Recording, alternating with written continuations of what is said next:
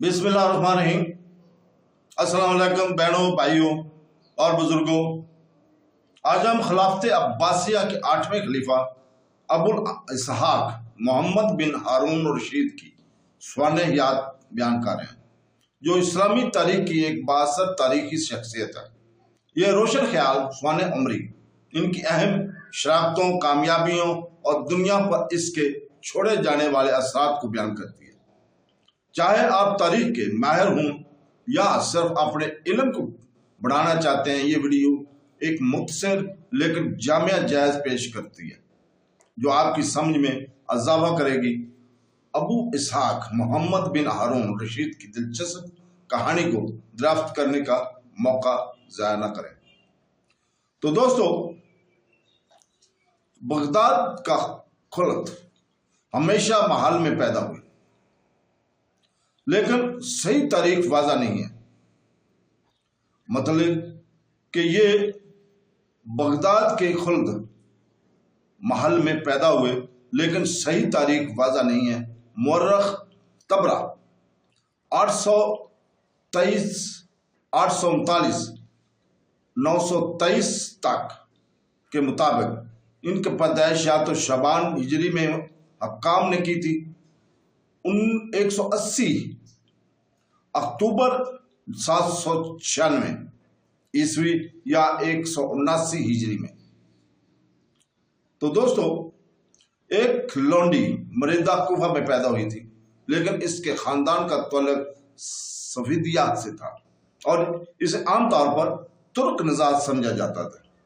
नौजवान शहजादे की इब्तदाई जिंदगी इसके साथ मुताबिकत रखती थी, जो बाद के फैसले में अब्बासी खिलाफत का सुनहरी दौर था। ताकतवर खानदान के अचानक ज़वाल, जिसने पिछली दहाइयों के दौरान हुकूमत पर गलबा हासिल किया था, 803 में अदालत के आला तरीन सतह पर सियासी अदम इस्तेकाम का इशारा दिया, जबकि सूबाई बगावतों जिन्हें मुश्किल से दिया गया था, सुल्तनत पर खानदान के कब्जे के बारे में इंतहाई इशारे फराहम किए थे।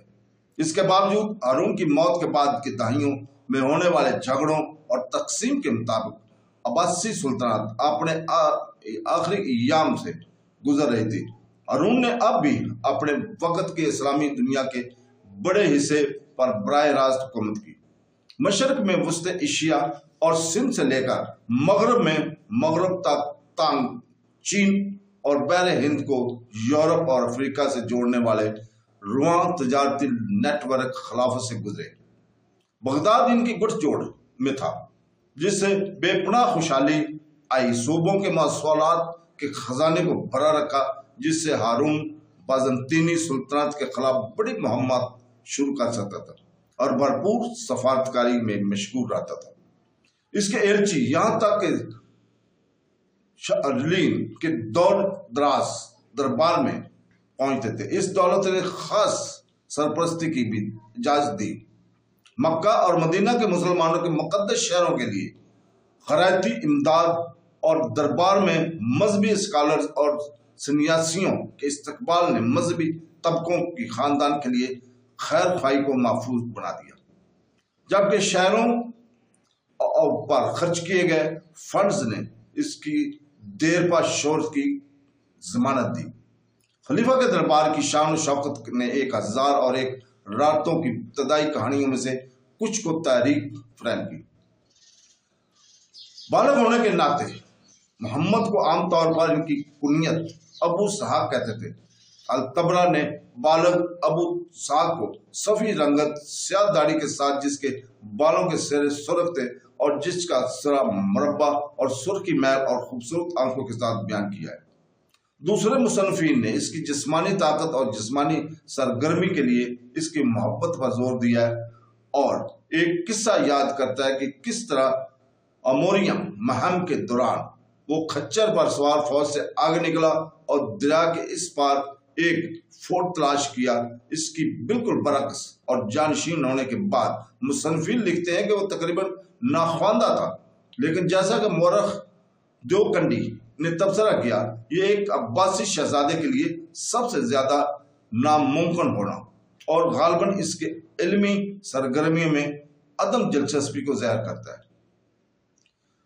ہارون کے چھوٹے بیٹوں میں سے ایک کے طور پر ابو اسحاق ابتدائی طور پر بہت کم نتائج کا حامل تھا اور جانشینی کی سب میں شامل نہیں تھا۔ 809 میں ہارون کی موت کے فوراً بعد اس کے بڑے سوتیلے بھائیوں الامین اور المامون کے درمیان ایک شیطانی خانہ جنگی شروع ہو گئی۔ الامین کو بغداد میں روایتی عباسی اشرافیہ کی حمایت حاصل تھی، جبکہ المامون کو ابناء کے دیگر طبقات کی حمایت حاصل تھی۔ المامون 813 میں ایک طویل محاصرے اور الامین کی موت کے بعد بغداد کے ہتھیار ڈالنے کے ساتھ فتح یاب ہوا۔ اسلامی دنیا کے شمالی مشرقی علاقے خراسان میں اپنے مضبوط گڑھ میں رہنے کا انتخاب کرتے ہوئے المامون نے اپنے اہم لیفٹیننٹس کو عراق میں اپنی جگہ حکومت کرنے کی اجازت دی۔ اس کے نتیجے میں بغداد میں عباسی اشرافیہ اور عموماً خلافت کے مغربی علاقوں میں المامون اور اس کے فارسی لیفٹیننٹ کے خلاف نفرت کی لہر پیدا ہوئی، جس کا نتیجہ ہارون اور رشید کے چھوٹے بھائی اور ابراہیم کی نامزدگی پر منتج ہوا۔ 817 میں بغداد میں خلیفہ کے خلاف عوامی رد عمل کے سامنے جھکتے ہوئے اس نے اپنے قریبی لیفٹیننٹ کو برطرف یا پھانسی دے دو اور ریاست کی تعمیر نو کا مشکل کام شروع کرنے کے لیے 819 میں ذاتی طور پر بغداد واپس آ گئے۔ تمام تنازعات اور اس کے نتیجے میں ابو اسحاق بغداد میں ہی رہے۔ الطبرہ نے لکھا ہے کہ ابو اسحاق نے 816 میں حج کی قیادت کی۔ اس کے ساتھ بہت سے فوجی اور اہلکار بھی تھے، جن میں ابن علی ابن مہان بھی تھے، جو ابھی یمن کے گورنری پر تعینات ہوئے تھے اور وہ وہاں جا رہے تھے۔ مکہ میں اپنے قیام کے دوران اس کی فوجوں نے کہ حمی رہنما کو شکست دی اور گرفتار کر لیا، جس نے حجاج کے قافلوں پر حملہ کیا تھا۔ اس نے اگلے سال بھی حج کی قیادت کی، لیکن کوئی تفصیلات معلوم نہیں ہو سکی۔ ایسا معلوم ہوتا ہے کہ کم از کم اس وقت کے دوران ابو اسحاق المامون اور عراق میں اس کے واسرہ الحسن بن سہل کے وفادار تھے، لیکن وہ خاندان کے پیشرو ارکان اور بغداد کے اپنا کی طرح 817 اور 819 کے درمیان میں مامون کے خلاف اپنے سوتیلے چاچا ابراہیم کی حمایت کی۔ تو دوستو، اس کے ساتھ ہی اللہ حافظ۔ کل ہم انشاءاللہ تعالی اسی کی تفصیل ہم آگے پیش کریں گے۔ اللہ حافظ۔